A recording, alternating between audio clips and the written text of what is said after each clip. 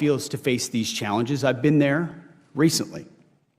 Each of these initiatives responds to feedback we have received from the force. We will keep listening and keep looking for ways to improve their quality of life. Under President Trump's leadership, this budget puts America first and gives our warriors what they need. The $961 billion budget request, more than $1 trillion in total for national security, ends 4 years of chronic underinvestment in our military. Now, as is customary with first-year administration budget releases, additional time was necessary to implement this president's initiatives. In the last 4 months, we've moved quickly to reverse course after 4 years of weakness and mismanagement. In that 8% exercise, we found nearly $30 billion in savings across the department, which we reinvested. We killed wasteful programs, targeted bureaucratic excess, and redirected funding from Biden-era priorities to President Trump's priorities. Working with the Department of Homeland Security, we have increased border security. We reduced China's malign influence in our hemisphere. We defended freedom of navigation in the Red Sea. However, we still have a lot of work ahead of us to achieve peace through strength, a lot of deferred maintenance to catch up on. To carry out the president's mission, we have set 3 priorities for the department: restore the warrior ethos, rebuild our military, and reestablish deterrence. First, we are restoring the warrior ethos. President Trump charged me to focus relentlessly on warfighting, lethality, meritocracy, standards, and readiness, and that is exactly what we've done since day one.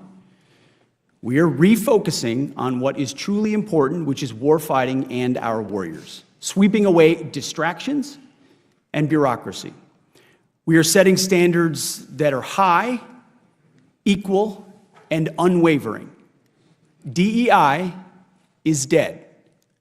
We replaced it with a colorblind, gender-neutral, merit-based approach.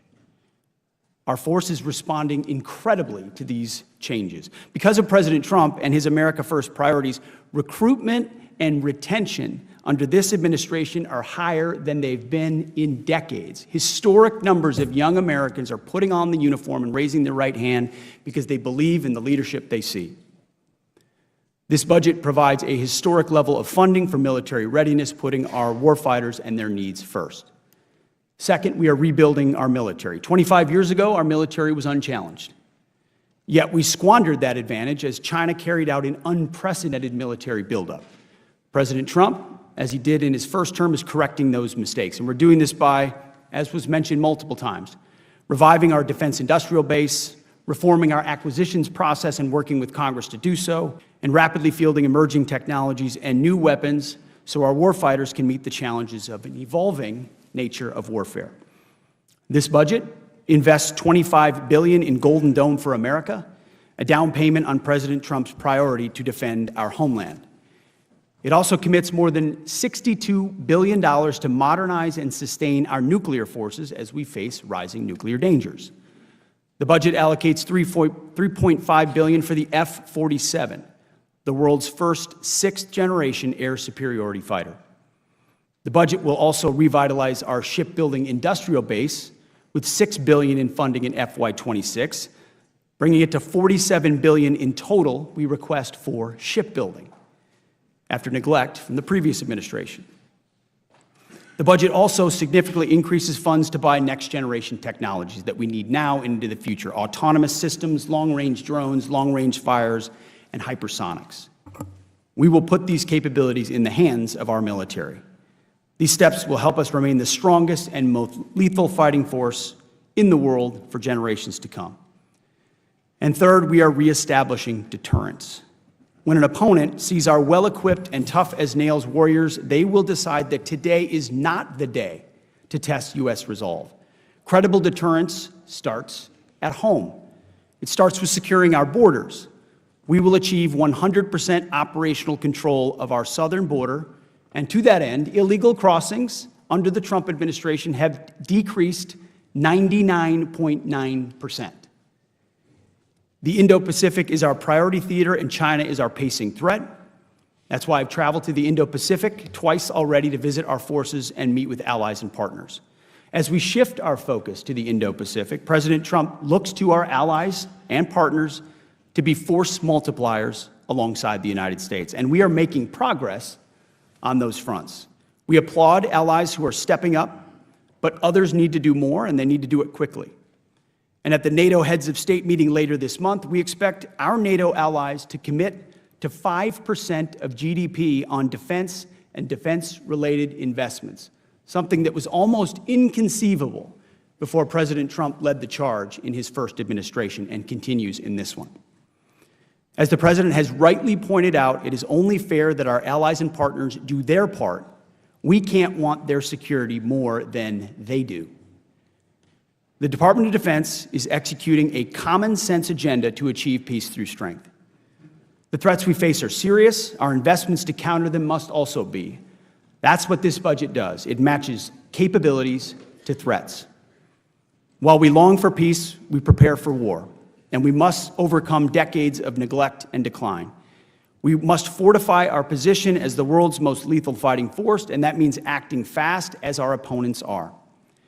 This committee is our critical partner in everything we do, and we appreciate your leadership and oversight. We look forward to accomplishing these goals, to achieving peace through strength, to supporting our warriors, to protecting our citizens and our taxpayers. Together with you, may God grant us the wisdom to see what is right and the courage to do it. Thank you.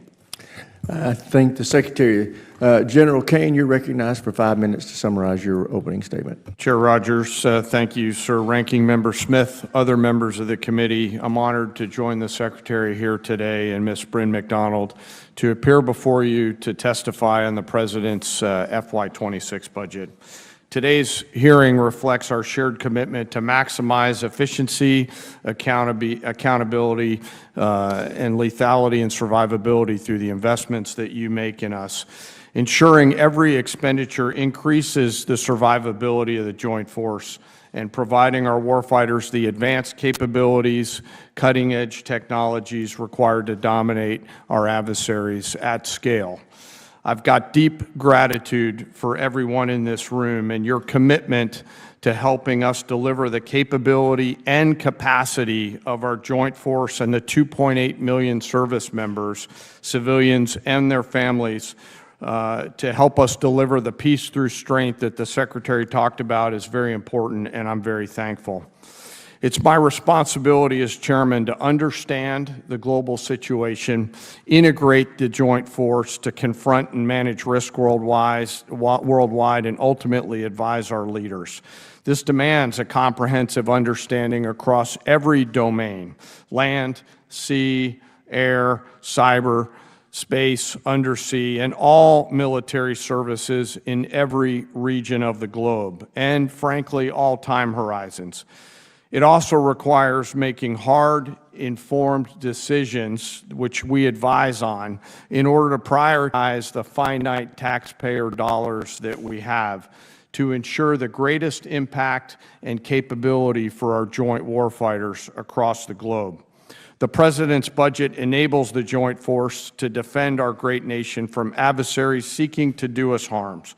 We are relentless in our pursuit of innovation and technology that allows us to deter and, if need be, win the wars of the future at every opportunity, while ensuring that we learn from the battlefields of the past and position ourselves for the battlefields of the future.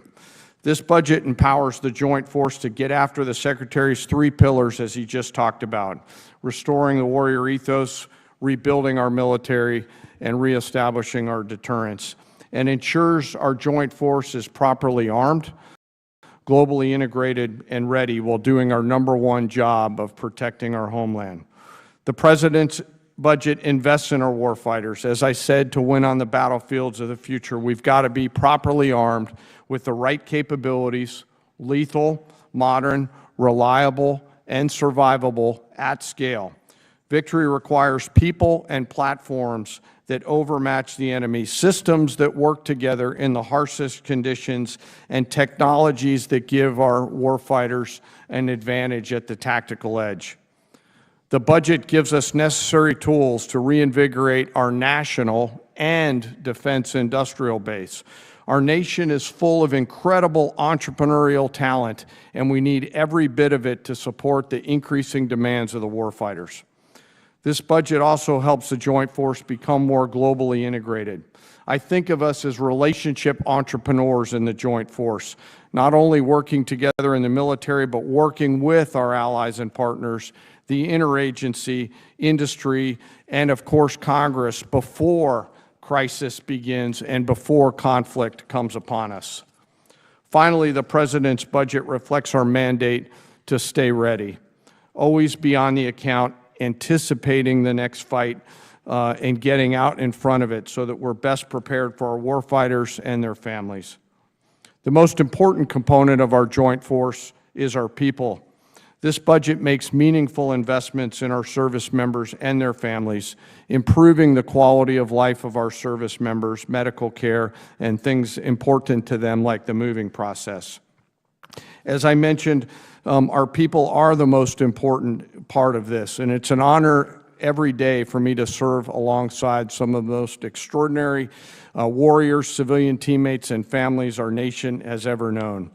I assure this committee that the force remains ready, capable to defend this nation, but we've got some work to do.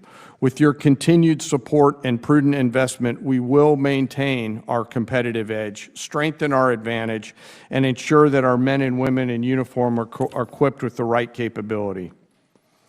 I also remain thoughtful of those currently deployed right now and their families who stand the watch around the world, quietly serving to do our nation's work so that we can be here in this room right now. And I also hold a special remembrance for our fallen and their families who continue to show us every day what real courage and tenacity looks like. I thank the Congress and this committee for your support and collaboration in our shared commitment to deliver peace through strength. I look forward to your questions, and again, I'm honored to be here. I thank the witnesses, and I now recognize myself for the first questions. Secretary Hegseth, you know, you've talked with me about this. We both know the President has a peace through strength agenda, and he's serious about it. And as I have talked to you about this, we are at the lowest level of defense spending as a nation in 80 years. And that has got to change. And I think that you and the President have sent a strong signal about wanting to get after that and change it with this year's proposed spending that includes the reconciliation package, which will put us over $1 trillion. It's a great first step.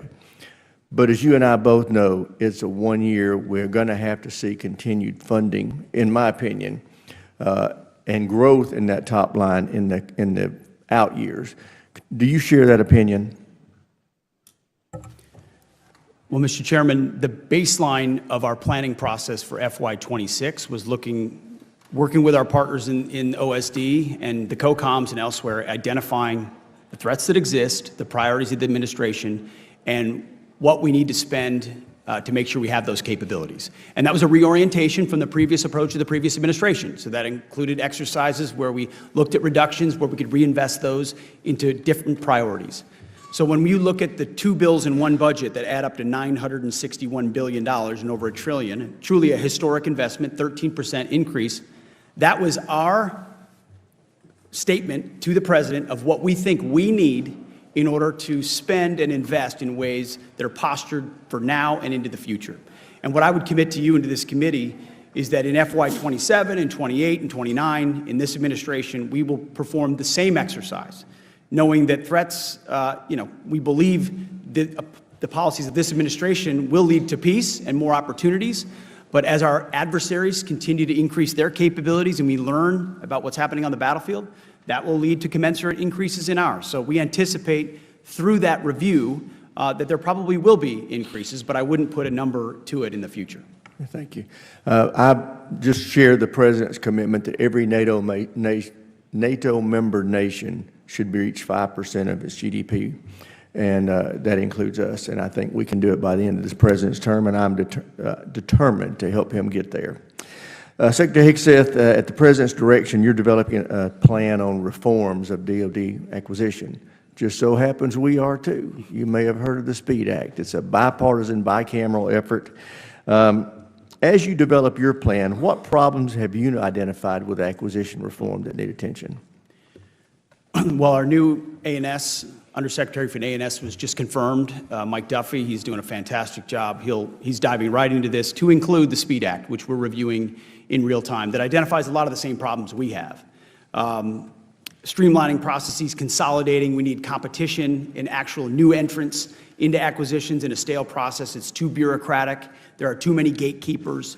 Too many programs are gold-plated, which add to cost overruns, and they're late to need. So throughout the entire process, we've reached out to industry and to innovators and to outside-the-box thinkers and said, what would you do? How have you looked at this problem? To include this committee, how would you attack this so that we can get what we need in the hands of warfighters faster? It's unacceptable in this real-time world we live in, where you've got off-the-shelf and off-the-shelf capabilities and open architecture opportunities, and you can do virtual design of products that you don't have to build a hard copy, that we're not doing it faster. So everything necessary we want, and we're going as fast as we can. Great, thank you. General Caine, as you know, there's been a lot of dialogue around here about selling off some of our spectrum. Can you talk to us about the importance of preserving the spectrum around the lines that the DoD uses? You bet, sir. Spectrum is a critical part of our warfighting enablers, and as the administration and the Congress carefully consider the slices that we must preserve, there are certain areas within that you know, my military advice to the Secretary and others is to hang on to that. I'm grateful that the deputy has been really leading this effort with the Congress and to sort of measure risk. I understand that economic security is also national security, so the truth is always somewhere in the middle, but there are some segments in the lower end that frankly, I would strongly recommend we preserve and protect for defense matters. I raise that because I want you to know we're going to be taking our cues from you, and if you're against it, I'm going to be against it. With that, I'll yield my time, or yield back and recognize the ranking member. Thank you, Mr. Chairman. Just on the budget point, I made this point before the committee before. The House just passed a budget that adds nearly $3 trillion to an already out-of-control debt. So if we do really want to spend money on defense or anywhere else, we ought to be willing to pay for it. And I just, certainly go back through generations of, bipartisan problems with this. You can't have a debt that size and keep coming back talking about how much money you're going to spend, whether it's defense or whatever your priorities are. And Mr. Secretary, you said the 99% down on border crossings and the border is secure. At the same time, we're going to take $1 billion out of the MILCON budget, out of building barracks, to send it for the border, and there's another 4,000 troops that we're planning on sending down to the border. Given that the border is secure, might you rethink that spending? Well, sir, we are securing it. It is secure, but it's a manpower-intensive effort at the beginning. Two different words there. It's either secure or secure, and it sounded to me like you said it was secure. It is secure. Okay. What we're continuing to do is expand that and fortify it through infrastructure, which is a big part of the budget on the Department of Homeland Security side as well. So it's that $1 billion you're talking about was from the CR in FY25. We fully fund that back and more in FY26 with a recognition that we were dealing with the world as it existed when we came in. And the previous administration said they needed new legislation to secure the border. It turns out you just needed a new president. I would point out president with you the have not Defense Department and submitted, DHS that was willing to go to the border you and actually have secure it, which is what we not submitted a budget yet. So whether or not you're putting that money back in remains to be seen. You have definitely taken it out. And I think the obsession there, and I don't disagree, the border needed to be secure. But from a pure budget standpoint, let's just not keep the political focus on that. Let's make sure that we're funding some of the other priorities that we have. So when it comes back to acquisition reform and the chairman's point, it's our committee, certainly Congress is part of the problem. We set up a lot of requirements. Defense contractors are part of the problem. I'm curious, how would you get after reforming the culture at the Pentagon so that you can move faster, number one, and number two, how would you get after the defense contractors that push the requirements process? And specifically, what would you do about the requirements process to try to speed things up? Well, first of all, I think gold plating is a real problem, sir. I mean, across the department. Interesting to use the word gold in this particular context, but yes, I agree with you, actually. We maybe could use a little bit more silver plating on occasion. A recognition that the 99% solution is oftentimes the enemy of the 85% solution that delivers 2 years sooner. And that's contractors and other companies wanting to do right, but trying to do too much and overpromise, and then they're under-delivering, and the warfighter not always wanting to do right. In some cases, just not wanting, always, just not wanting always. to make money, So, but yes. The change is also in acquisitions about people. You need reformers in these positions.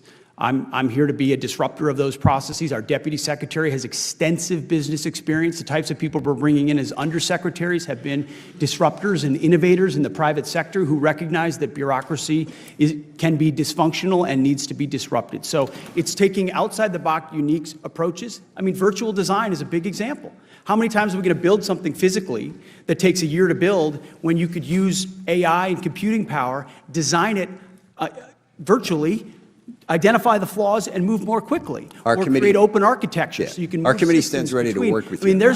there's 500 One different final things we can question. do, and we're doing them. Yeah, and I'm sincerely concerned about this. Is it the policy of the Department of Defense that we need to be prepared to take Greenland and Panama by force if necessary? Is this a policy that you have within the Department of Defense in accordance with the President's wishes?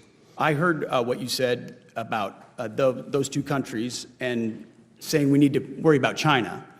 Well, we are worried about China. That wasn't my concern. China's malign influence in Panama. I was the recognition concerned with that if us China has saying control that of using ports military or force malign to take influence another over the sovereign Panama, country's we territory. should pay attention to that. Right. So Panama is very key terrain that we've focused on, and we've been willing to focus So we on, should as take it. is Greenland We should key take terrain. it by military force. They're important. I'm not going to argue with that. The Arctic is I'm incredibly arguing with important, the and using adversaries are our trying to military gain- to take it by force. Our job at the DoD is to have plans. And Do you have a lot plan of for that?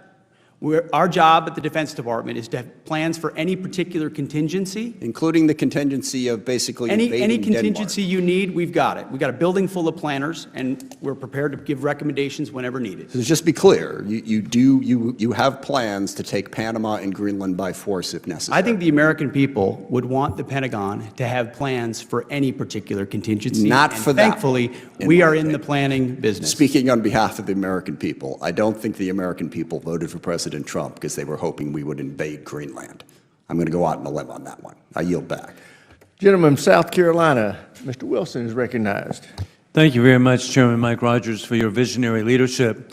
And indeed, each witness, thank you for your service to America. And in particular, Mr. Secretary, your service is so appreciated, and I'm especially grateful as the son of a flying tiger who helped liberate China, as the father of 4 sons who have served in Iraq, Egypt, Italy, and Afghanistan, and as a 31-year Army veteran myself. Your leadership for peace through strength is crucial, and I believe we're in a Cold War we did not choose of dictators with rule of gun invading democracies with rule of law. It began with war criminal Putin invading Ukraine on February 24, 2022, and then Iranian puppets invading Israel on October 7, 2023, with the Chinese Communist Party threatening Taiwan. President Trump tried to deter war criminal Putin in his first term with Javelin missiles to Ukraine, American troops in Poland, and stopping Nord Stream 2. But Putin ignored Trump, and defying Biden has continued his efforts. Upon election of Trump, there were hopes for peace, but Putin insulted Trump with the murderous attacks at Christmas and New Year's. Every time President Trump tries to reduce the conflict, war criminal Putin increases mass murder of drones and missile attacks on the people and civilians of Ukraine, including hospitals this week.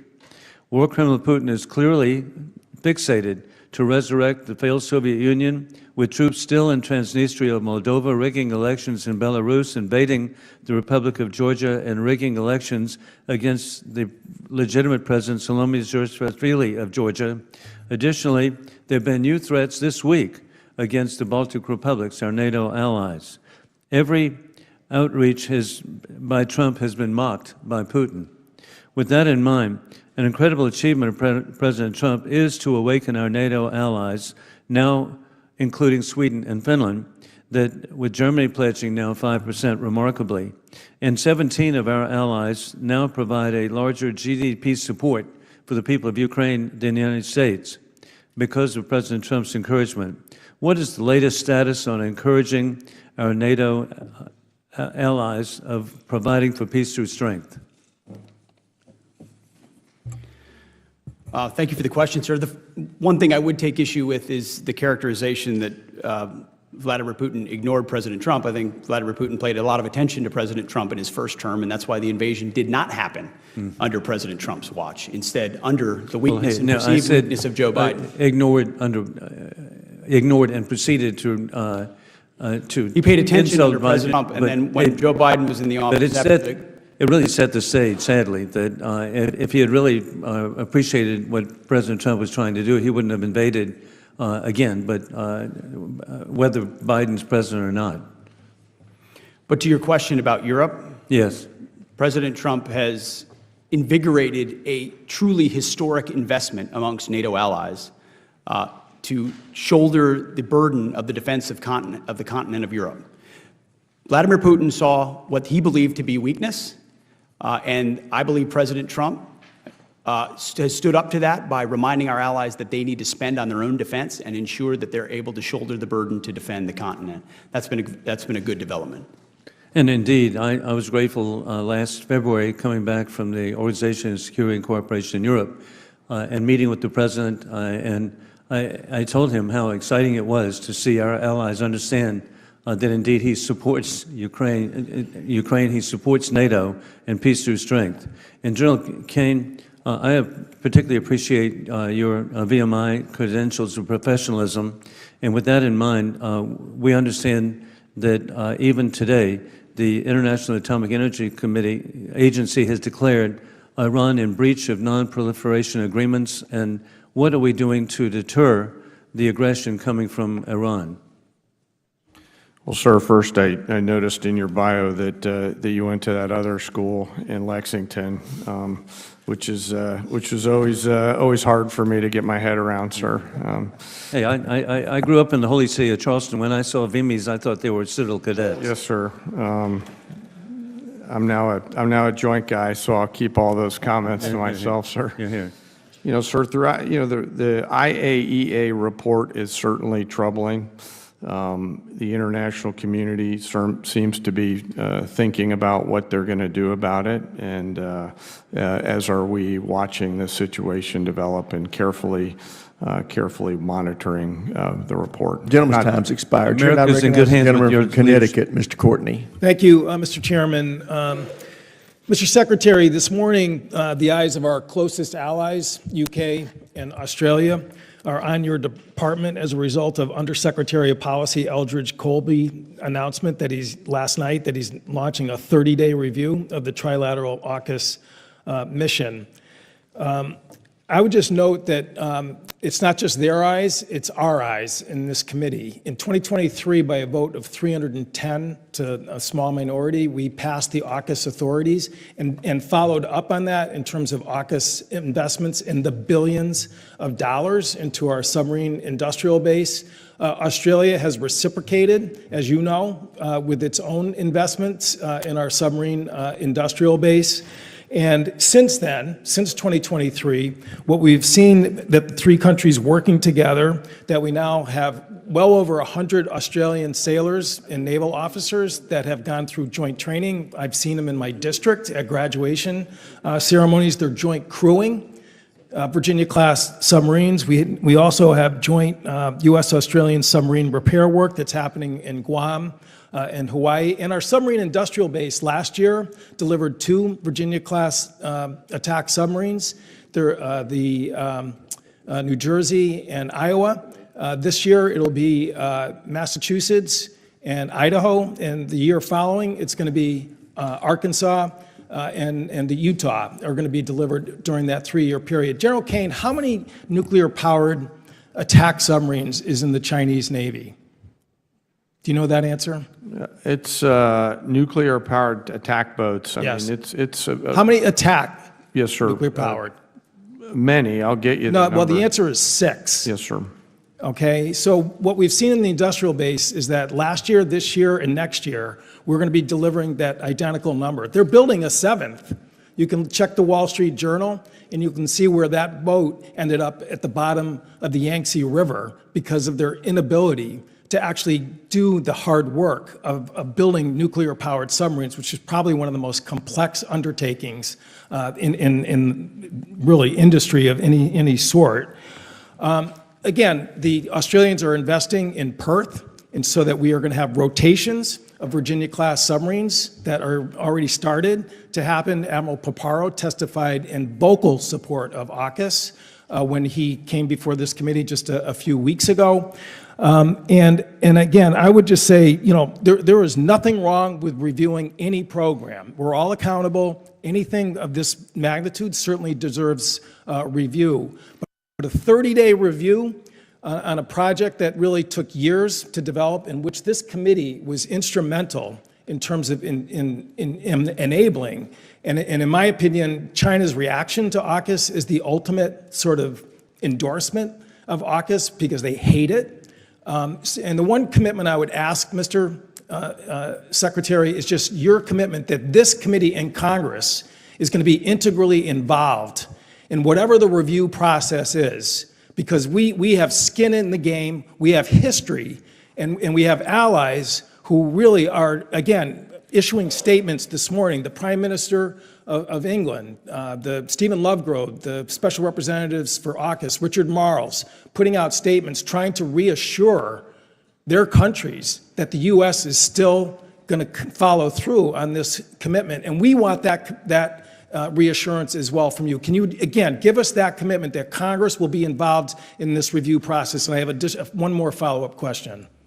As it has been, Congress will be involved, but I've had an ongoing review myself. I've spent a great deal of time Thank with you. Marles and Healy at the Australia and UK. And I've been following your work reviewing it there. myself. Yes. Secretary Colby's reviewing it. Okay. We know that. It's all important to make sure it fits our Right. needs State also. Department, by the way, has skin in the game too, and they